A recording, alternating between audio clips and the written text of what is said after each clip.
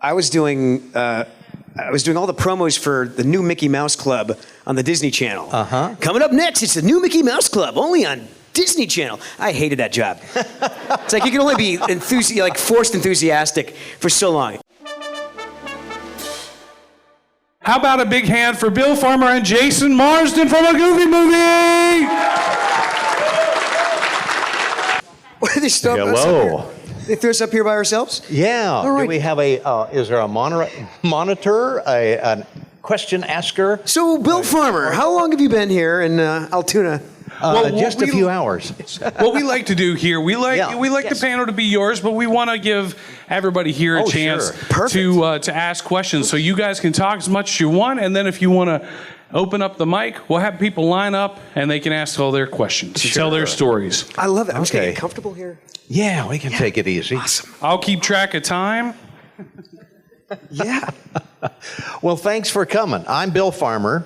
Jason Marsden here. And we were in a Goofy movie. Who's seen it? And several other movies, too. Yes, quite a few have. Right on. Gosh, that's great. I can't believe that next April 7th, will be the 30th anniversary. Wow. Jason was 4 years old when he did the movie. Bless. I'm not going to ask how old you were at the time. Wow. 30 years. Crazy. Yes, and I haven't seen you since, what was the last con we were at? I don't know. It's a blur. Been about a year or something like that, hadn't it? I hope it's been less than a year. Yeah, I can't remember. You know, you do these things, and I can't remember which city we were in or anything like that. Cookie crazy. But I guess we, first of all, I can kind of give a little story about a Goofy movie. Yeah, how'd it get? And how'd it get going? Well, I started doing Goofy in California in 1987, in January of 87. And the first thing I ever did was a thing called Disney's Doggone Valentine. And it was what is called ADR, Additional Dialogue Recording. In other words, there was an existing cartoon that I was replacing the original dialogue with a new thing for. It's like a takeoff on MTV. They did mashups of songs and stuff. And I just had to look at an old cartoon, and they timed it as like 8 seconds or whatever. And I had to get up there, and if I can remember what I said something like, "Gosh, I put my foot on the gas, and I'm out of here quick." And that was it. But it was terrifying, because I'd never done that before. And the way I got the role in the first place, I grew up in South Central Kansas. I was one of those kids that did voices, loved cartoons. It kind of turned into a hobby of just doing voices around, and my friends would think, "Oh, that's really cool, you did a neat voice." And as I got older and I got to drive, we could go through places like Burger King, and they'd say, "Order in a weird voice." And I'd like a Whopper with cheese, and Arnold the pig would like a Coke, and my friends thought that was so cool and everything. And I went to college and got put up at band breaks at a fraternity. And they said, "Farmer, get up and do something." So I had to kind of start writing comedy. And so I did that and did voices and I got into radio, where I was a DJ for about 2 or 3 years in different stations in Oklahoma, Texas, Kansas. And then in 1982, I lived in Dallas at the time, and I did a night at a comedy club. They had an open mic night. And I went up and wrote 5 minutes of comedy and went up, or I thought it was comedy, and did that. And Bill Engvall, who's gone on to do stuff, if you know Bill, he was the house comic, just learning how to do comedy at the time. And he's saying, "You got something. I think you should keep doing this." Well, I started going back and stuff, trying to learn the trade. Finally went out on the road doing clubs.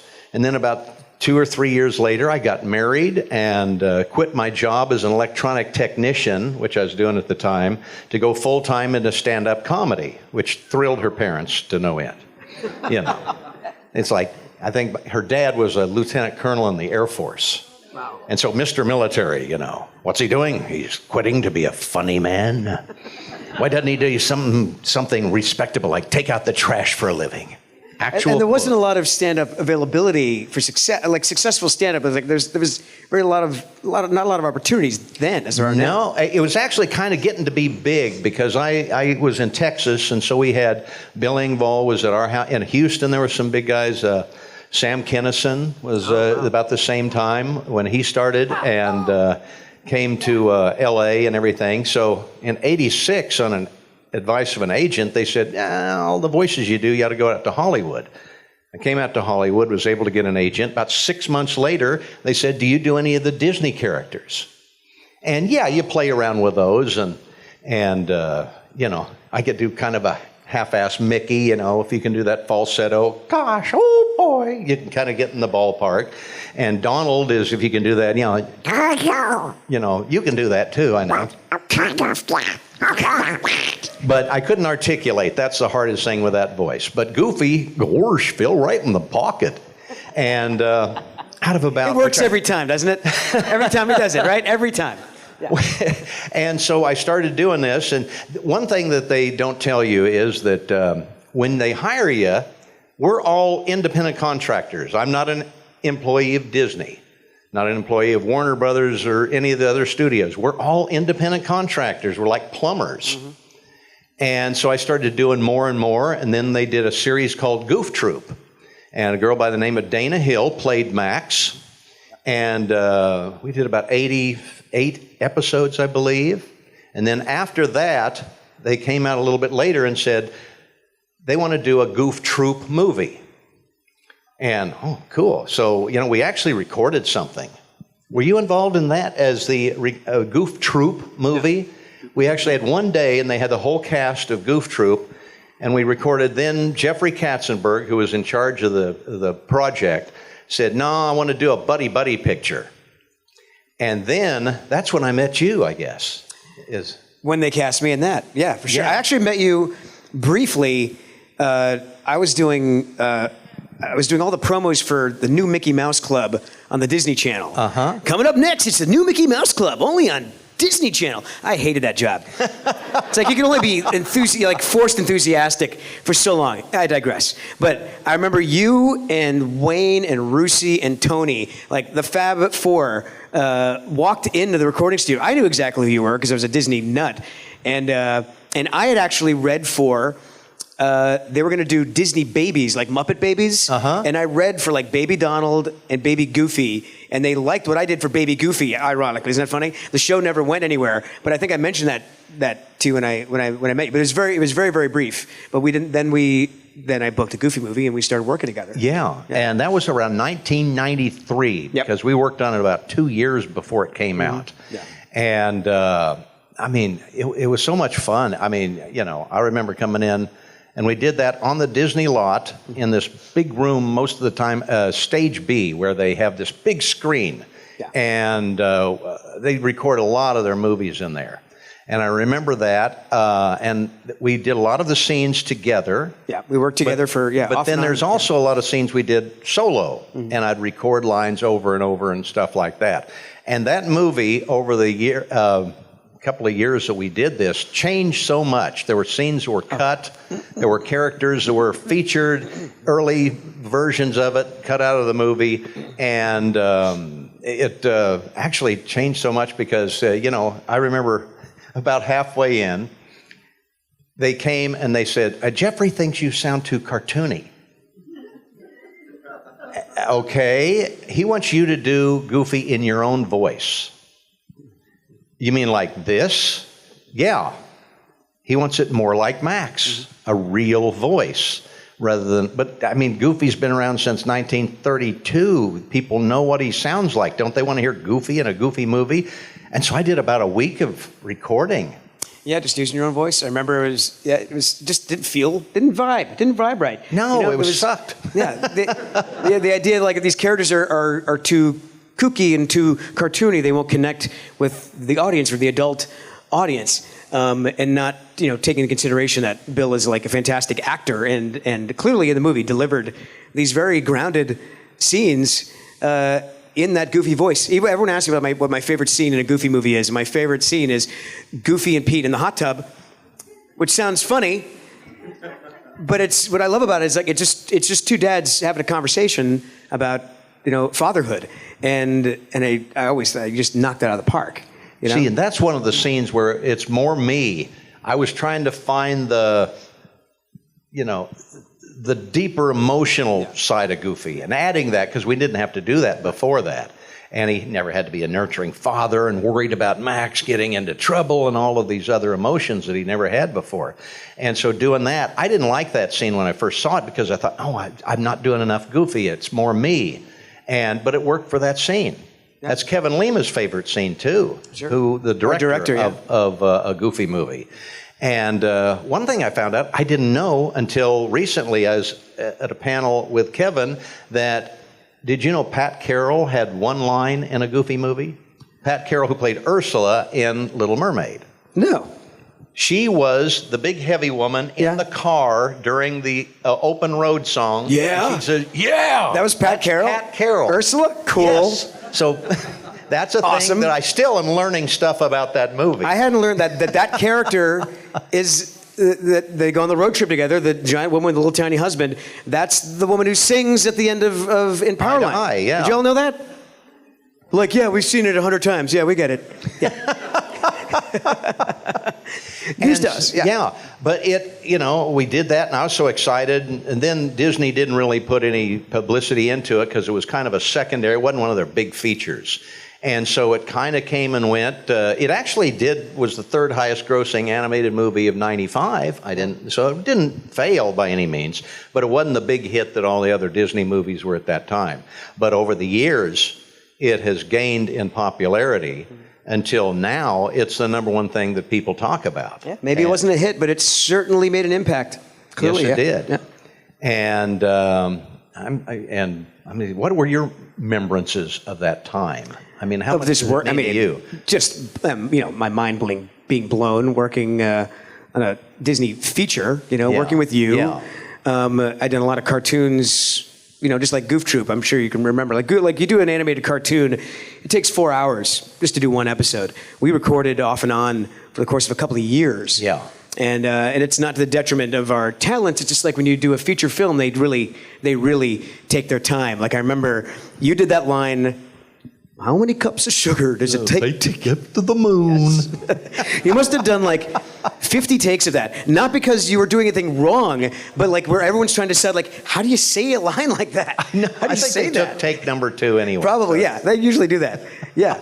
But that's just an example of like... but we did an extremely goofy movie later on. That's right, the sequel. I think I did the whole movie in 3 days. And I never saw you once. No, yeah. We did not see each other. So it was an odd situation, but it's amazing that this movie comes back and has gotten more and more popular. Thanks to you guys. Over the years. For real. Until actually... it's going to be on Disney Plus, I think, but they've done a documentary on the making of a Goofy movie called Not Just a Goof, and it should be out probably on Disney Plus, I guess. Yeah, it's probably working around April, I've heard, that maybe on the 30th anniversary I didn't know the update of on a that. Goofy movie. But I knew it was doing the talks and still editing it too. It was doing the festival circuit. And they showed it at the Disney Museum in San Francisco. They sent me a link to it. I finally got to watch it, and it's wonderful. Like if you're like it was warm, reliving all that and experiencing that from my point of view. But I think you fans, like if you're a hardcore Goofy movie fan, you're gonna love this movie because it's made for you. It's made for the people who that got struck by it so hard. I think, like, for example, one of the most common things, you and I were talking about this today, is like over the years, the most common reception comment that we get about the movie is like, I had a tumultuous time with a parent, but we bonded over this movie. Anyone here can connect with that? Yeah, I see some nods. Yeah. Maybe the parent is next to you. You don't want to like out them, but yeah. But we love that. We never, we don't take that for granted that it means that much to you. Yeah, it blew me away. This was at a con that I was in San Antonio just about 6 months ago. And the guy came up, he was kind of crying, and he said, I want to talk to you. He says, I want to tell you how much a Goofy movie meant. He says, it saved my life. And he said, when I was a kid, my dad left my mom got onto cocaine, she would lock me and my sister in her bedroom while she would get stoned and pass out on the couch, and we would watch a Goofy movie. And he said, that saved my life. You became like my dad for like 2 years. And I mean, what do you say to that? When well, I'm glad I could help. You know, I mean, what do you say? But it's amazing to hear from you guys what it meant. Because when we go in and record, we're just worried about saying the lines, and I hope the director liked it and all of that. And you don't get a sense of what it means when it gets out there and everybody sees this kind of thing. And so that's what's so cool about these events, is the fact we can find out what it means to you and what you guys want to know about that movie or anything. So maybe we should open it up. We should do that now. That's a good idea. Let's open it up, and anyone that wants to come down, it looks like there's a microphone right there, and ask a question about... we have a mic in the center. If you guys want to line up with your questions, please. Yeah, if you got something, It doesn't have to be just about a Goofy movie. It can be about anything, you know. So, about Bill's appearance in the movie RoboCop. I'm sure you want to talk about that. I did that. Yes, that was... Young lady, tell us your name. Lacey. Hello, Lacey. What's up, fellow tiny human?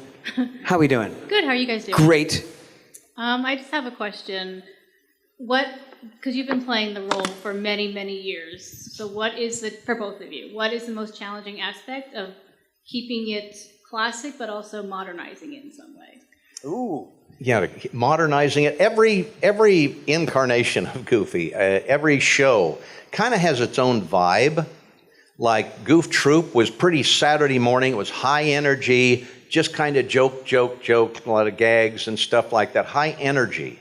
A Goofy movie had those layers of emotion that Goofy had to show that he never did. So finding how do you take this character that never had these emotions and show them was a big trial and error thing. And we finally found where that fit and felt right. And then it was okay. Since then, Mickey Mouse Clubhouse, all of those kind of shows. Well, talk about those Mickey shorts that you did where Goofy's it's like really broad. Oh, those wonderful the Mickey cartoon shorts. That's another layer. Yeah, that's a Paul Rudish created that, and that wanted to be more adult, and we could do a lot of stuff that we couldn't do with the standard Goofy. And in that one, there's one where Goofy's a zombie, and or there's one where I played Goofy's grandma, as well as Goofy, which was a lot of fun to do. What did she sound like? Huh? What did she sound like? Well, I tried to do a falsetto Goofy like, gosh, howdy, like this, you know. And then I kind of did a little old lady, and that's the one they used. Here comes Grandma, here comes Grandma. Wow, gosh, you know. So those are fun because you can just go really broad with those kind of cartoons, and they're funny. And they did like, I knew that we were going to have fun with that series because they had one where obvious questions like, what's the difference between Goofy and Pluto? So Mickey puts Goofy in a dog show because Pluto hurt himself, you know, and he notices the similarities between Goofy and Pluto, and so you see Goofy like scratching his butt on the carpet like a dog will do. I said, okay, we've never been able to do that before. And then they did one where... That's why I didn't want you to take me to the power line cuts. I was afraid we were going to do stuff like that. Yeah.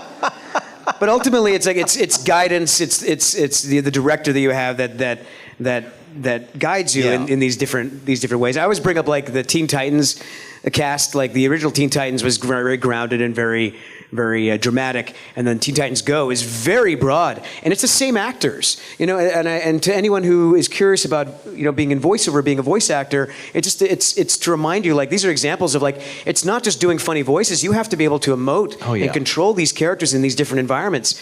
And and I see a lot of people come up to Bill and they do a great Goofy impression, and it's adorable from my point of view.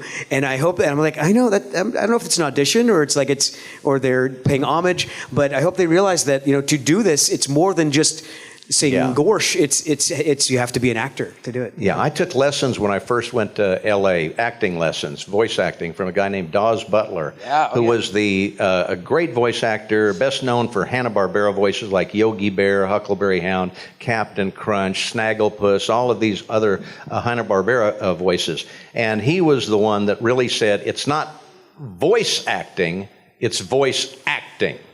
the emphasis on the acting. And that's what was amazing about you when I first saw you. I said, this kid can really act. I mean, my God. And that's a talent that not everyone has. And it's a tough one to learn, too, because you have to, I got to put Bill over on the shelf and let Goofy come in so I can concentrate on that and not worried about, well, what do they think of my job? Do they think that I'm saying this right? I can't be bothered with that kind of stuff. You got to get into the character, whatever the character is.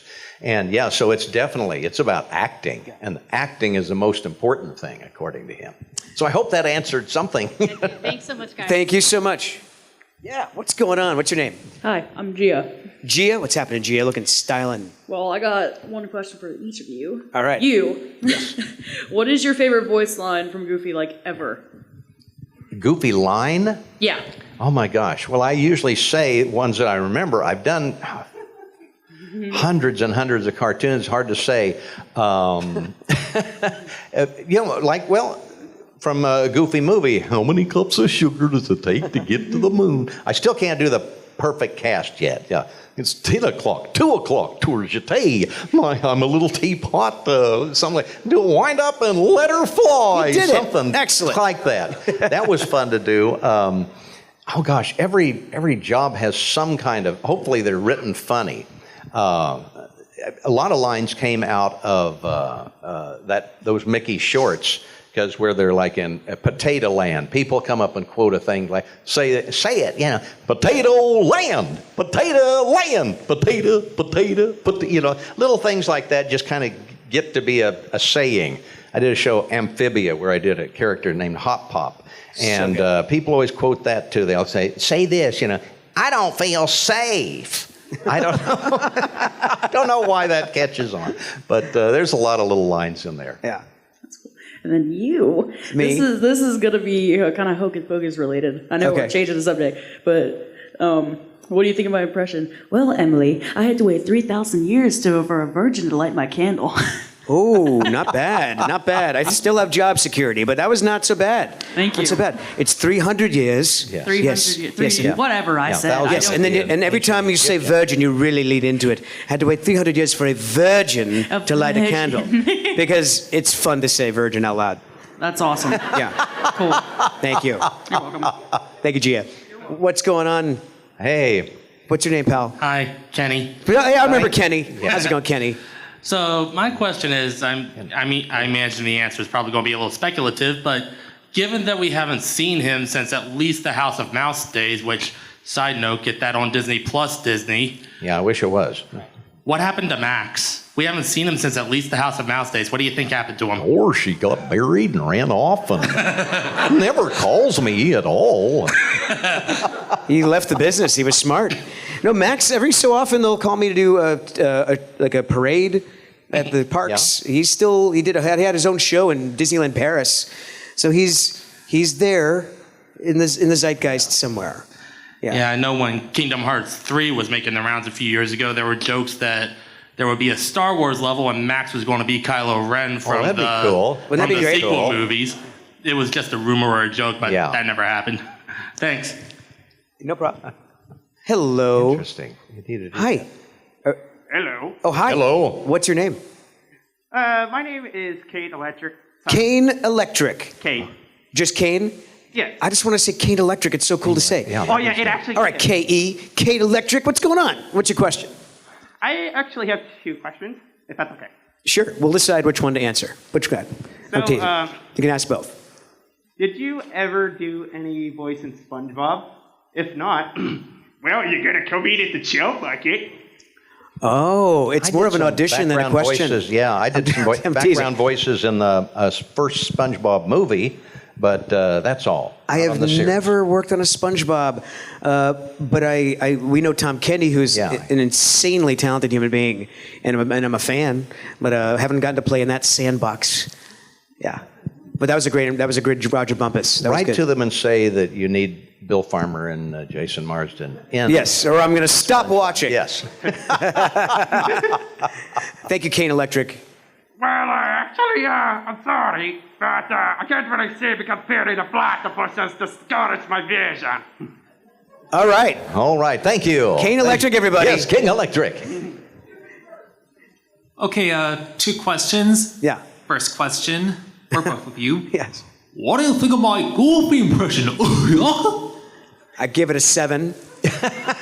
And second question for both of you.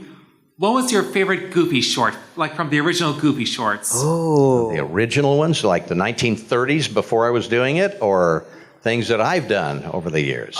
Before you were doing it. Oh, gosh. Before. Well, my audition was actually from one called Lonesome Ghosts and Boat Builders, and I had to do lines from that and then sing a little song, and that was about it. So, but I love the 1930s style of Goofy. Those were great, especially Lonesome Ghost, because I love Halloween as well. Yeah, I love Lonesome Ghost as well.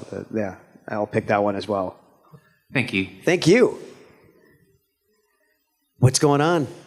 Hi, I'm Molly. Hi, Molly. I remember Molly. Kovu fan. What? Okay, hold on. Yeah.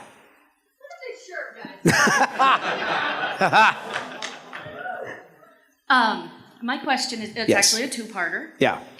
What do you think happened with Max and Roxanne, and what do you think happened with Kovu and Kiara, and would you be up to paying both of them if there's another movie for each? Okay. Yeah, I would totally, because I like work.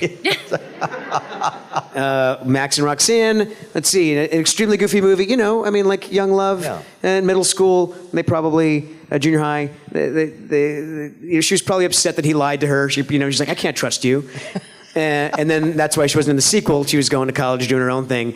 But maybe they rekindled their love after college. Yeah, maybe. Yeah. And Kovu and Kiara have just like a bunch of cubs, and they're ruling the Pride Lands and keeping everything sane as much as they possibly could. Yeah. That's what I wanted to hear. You bet. Hey, if you want to join my pride, you just have to learn how to hunt. Don't say that, because I do hunt. Perfect. You know where Pride Rock is. Excellent. Yes. How's it going, pal? Hi, how are you? My Great. name's Tom. You said something a little bit ago, and it made me think of my dad. And growing up, listening to the radio, you said you were a DJ. Yeah. And some of mine and my dad's favorite DJs to listen to were Dr. Demento and Wolfman Jack. Yeah. I was wondering if you had a favorite DJ. Oh, gosh, in the early days when I was doing radio, that's why I would bring in characters because I was bored. And the stations I was at didn't care. They'd say, yeah, just play a few of these, and if you just do the commercials, whatever you want to do is fine. They didn't care. So I would bring in Wolfman Jack. And if you don't know him, he had, oh, baby, we got a Wolfman Jack right here, baby. And I'd say, Bill, it's nice to be on your show. Hey, Wolfman, it's great to see you here. We're going to do the weather right now, okay? And that kind of stuff. Wait, you would bring him in as a voice, yes. and personality. You would I talk didn't know to yourself. there was copyright laws or anything like that. I just say, and here's Wolfman Jack. Hey, I'm on the Bill Farmer show, baby. And I just do all that stuff and just mess around. Yes. And just any kind of characters I could come up with, anything between the records I could play with. And it was just kind of a way to try out new material and stuff. So, yes, I love doing voices like that. Yeah, they're fun. Awesome. Thank you so much. Thank you, sir. Hello. Hello. I'm nervous now. I see you're dressed as a Sanderson sister. Yes, Mary. That's fine. Just remind me of my trauma. I'm a nice Mary. Oh, good. Okay. Actually, my things are for you. Questions? Yes. The first one is just whenever you were in Hocus Pocus, did you also play the live, like human version of Binks? No, that was a different actor. That was the amazingly talented Sean Murray, who is currently on NCIS. He was hired to play human Thackeray and do the voice, and he did both until they wrapped the film. And then this happens more than you think. The movie's done. It's in post-production. They're doing the effects, the music, everything. And they're like, you know what? I think we want a different sound for Thackeray because Sean was using his own voice. And if the Sanderson sisters have like a colonial sort of accent, maybe Binks should have an old world sort of accent.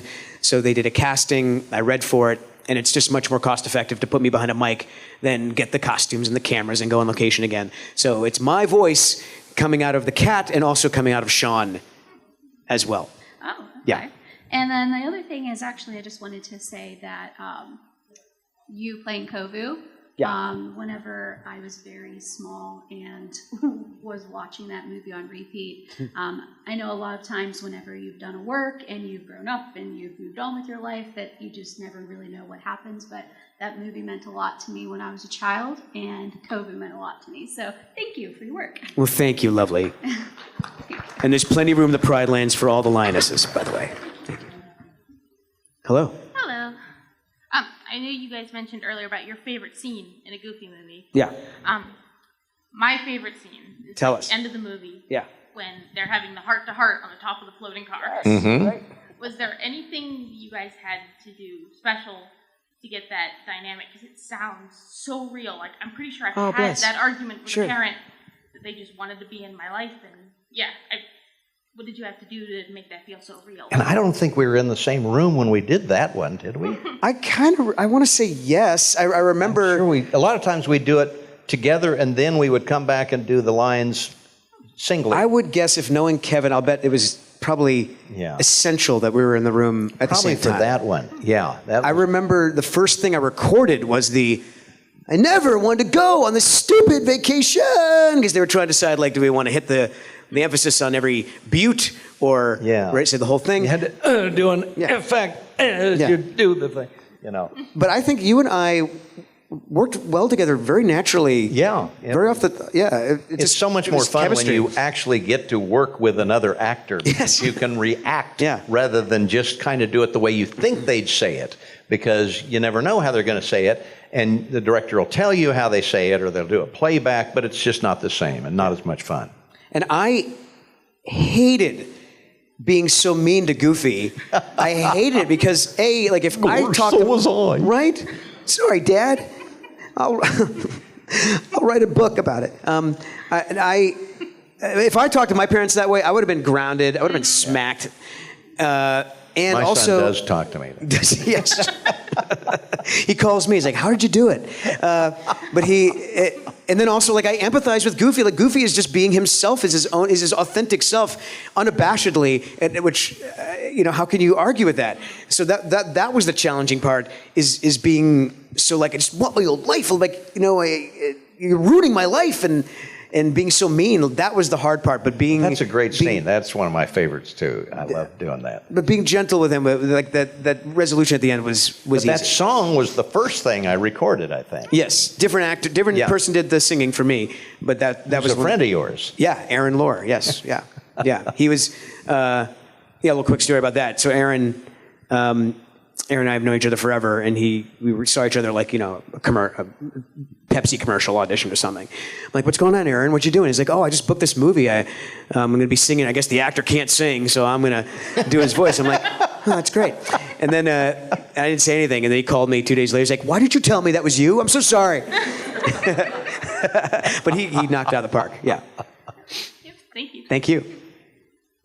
What's going on? Hi, I'm Camden.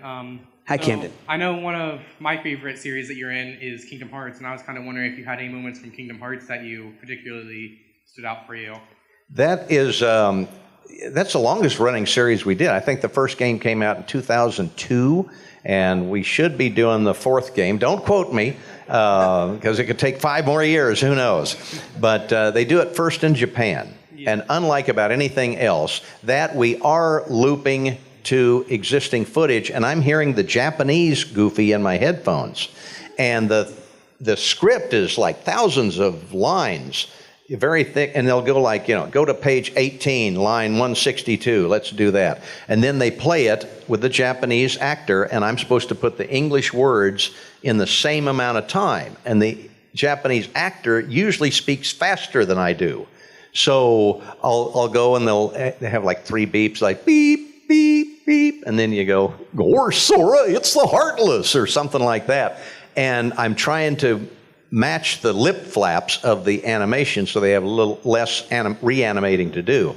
And I usually have to hurry it up like, Sora, it's the Heartless, and you can't add or laughs or anything else if it's not in the original thing. So it's backwards.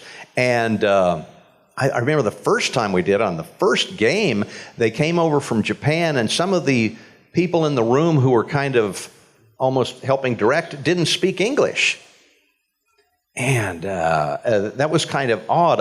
And the Japanese actor, it's kind of odd. He learned how to do Goofy by listening to me. We did tapes.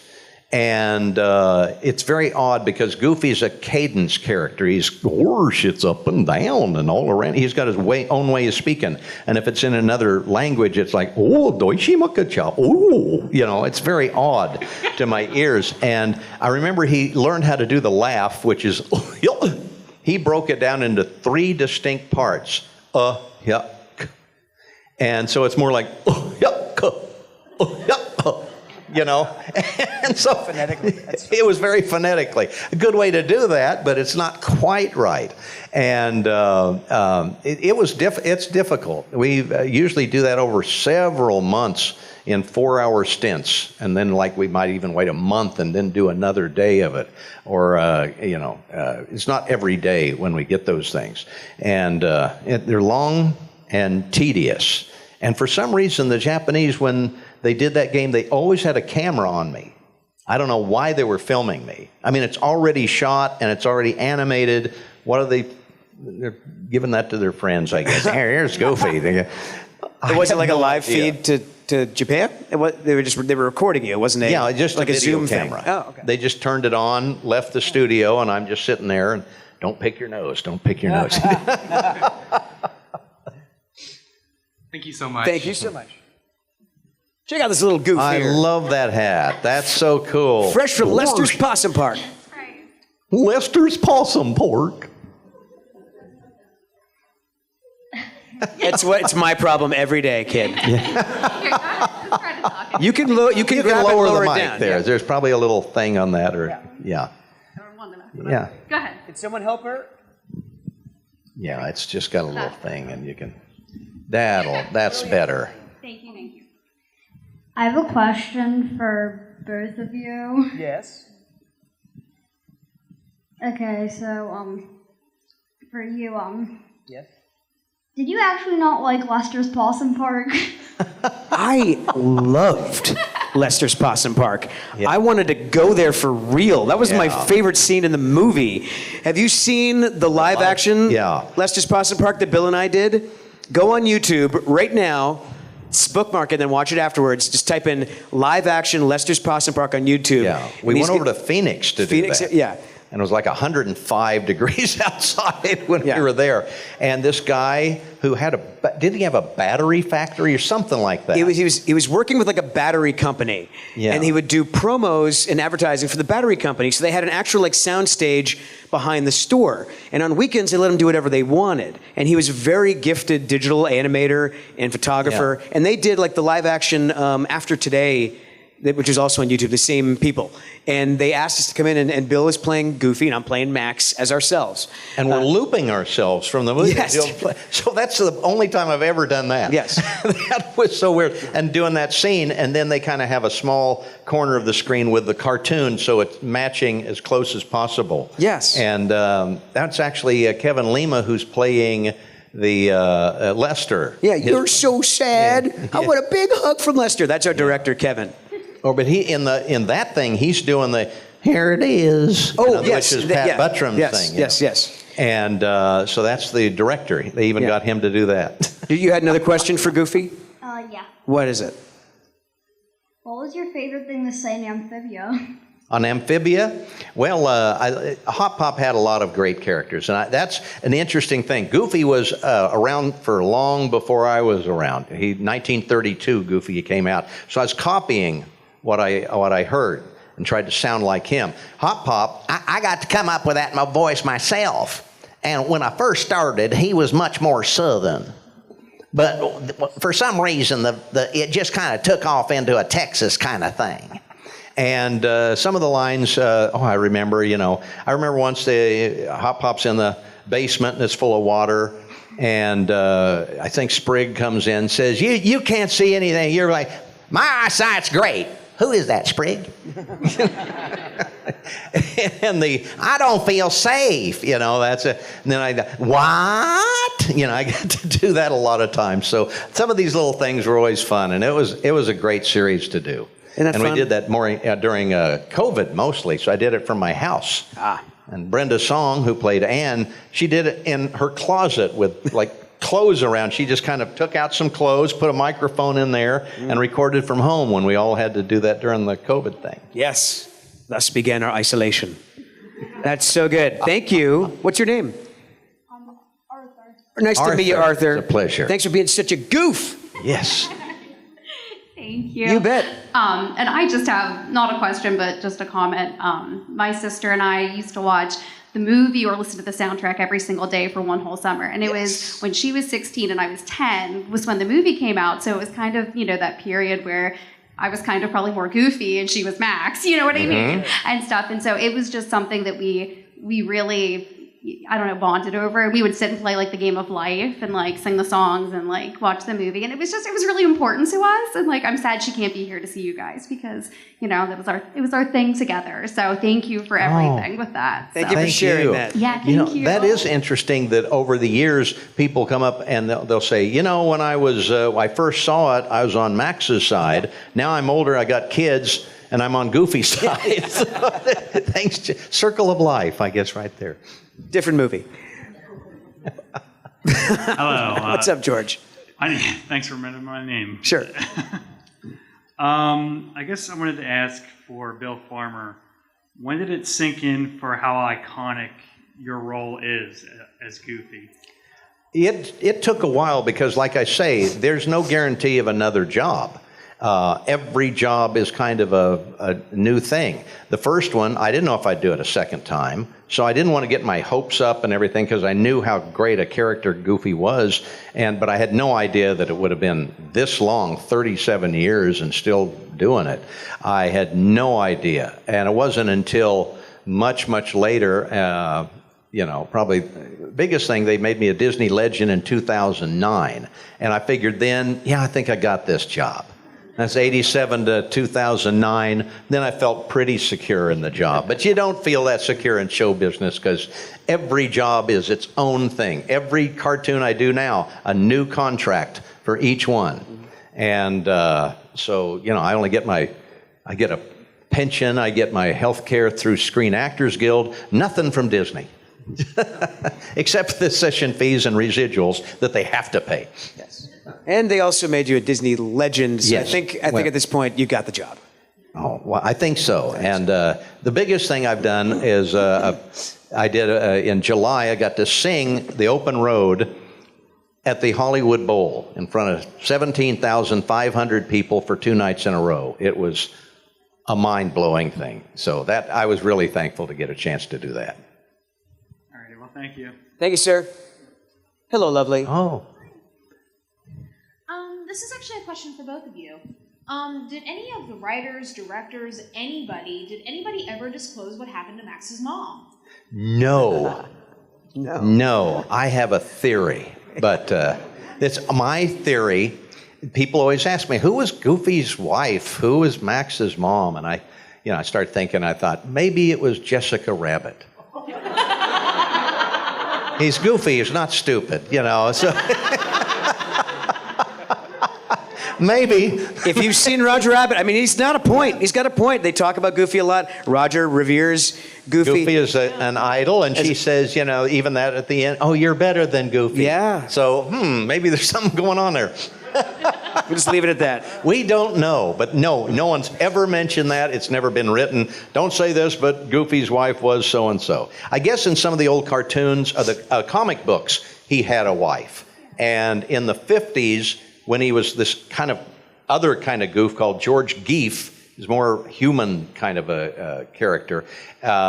He did have a wife, and it was a human hand.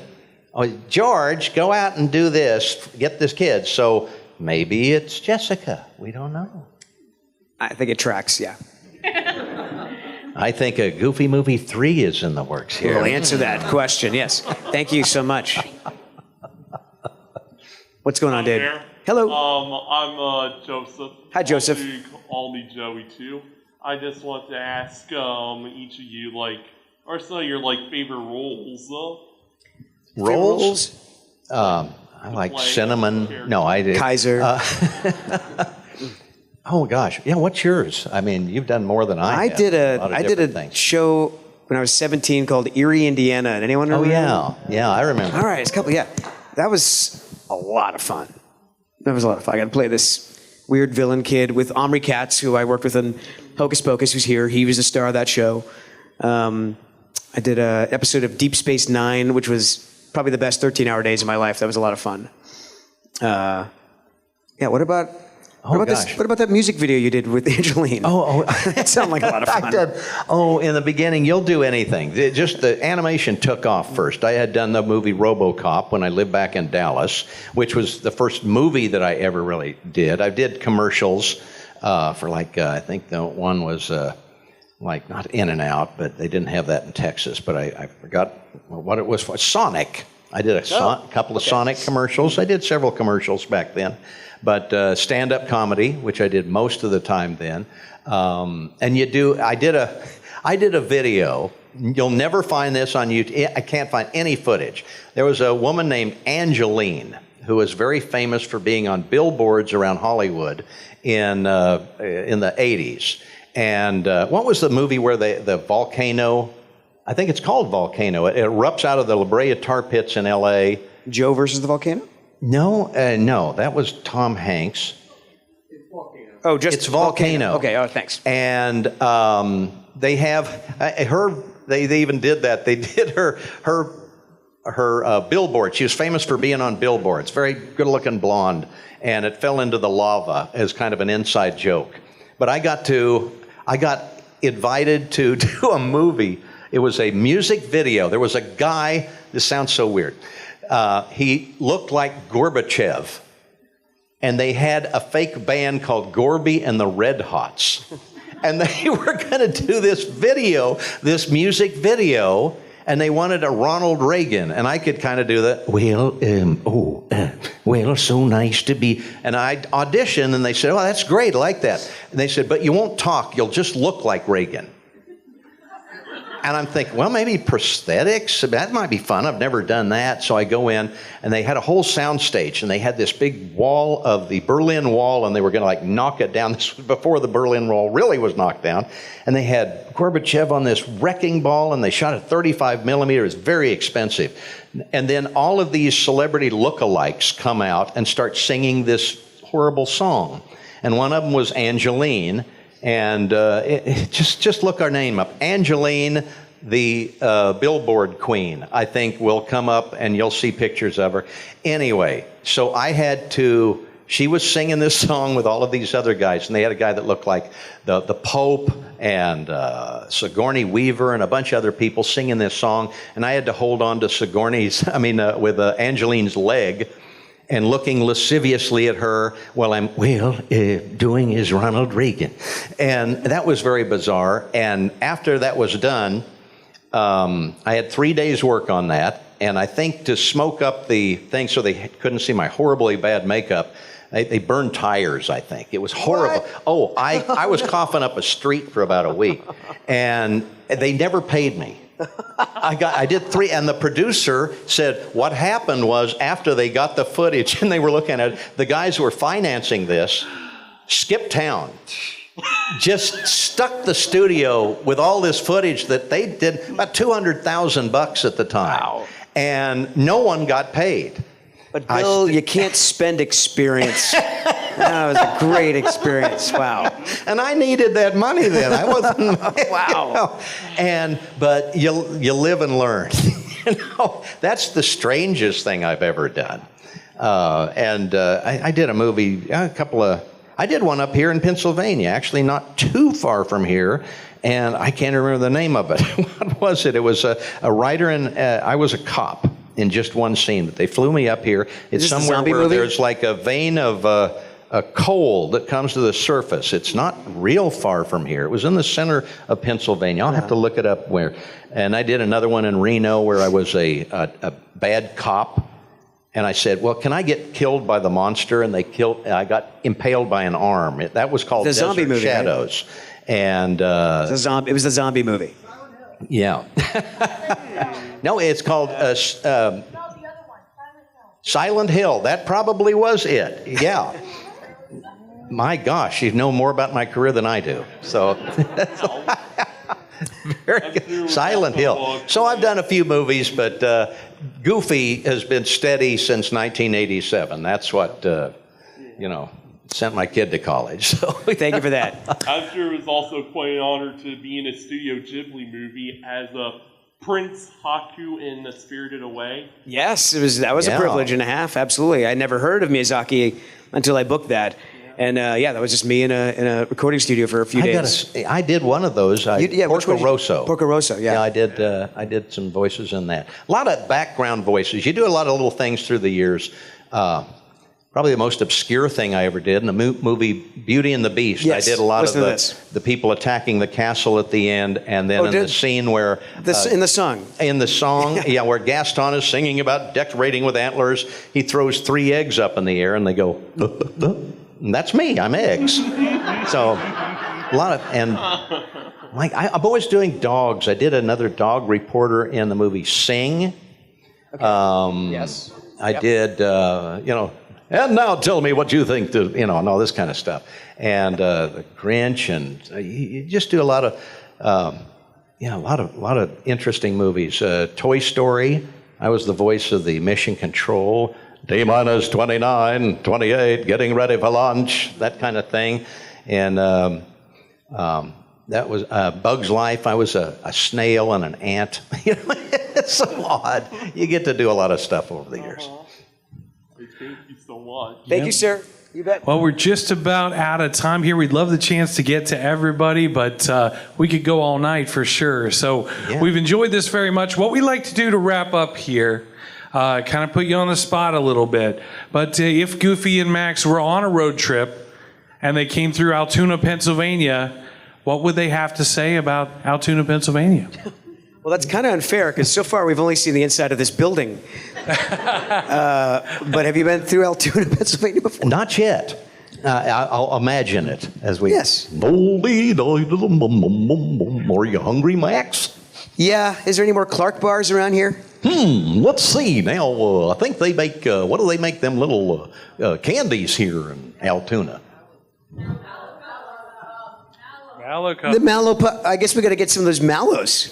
Yeah, I'll bring some back. Get a whole bunch of them mallows. All right, perfect. Perfect. I'll bring some back for PJ. He'll love that. All righty. Yeah, yes, that's what we. Yes. Well, that's free advertisement for Mallow Cups, there right? Go, yeah. You can't pay for that. Yeah. And you can't pay for an experience like we've had with Bill Farmer and Jason Marsden. Thank you, everybody. Please give them a big hand. If you didn't get to ask us a question, we'll be at our table. You're welcome to come up and talk to us. Come on by the table, and we'll be there till. Put your shoes back on, son. He made himself comfy. It's okay at Sci-Fi Valley Con. One more hand as they exit. Thank you. Thanks so much. This is Bo Billingsley, and you're watching Fandom Spotlight. Be sure to like and subscribe. But more importantly, have fun and follow your fandom.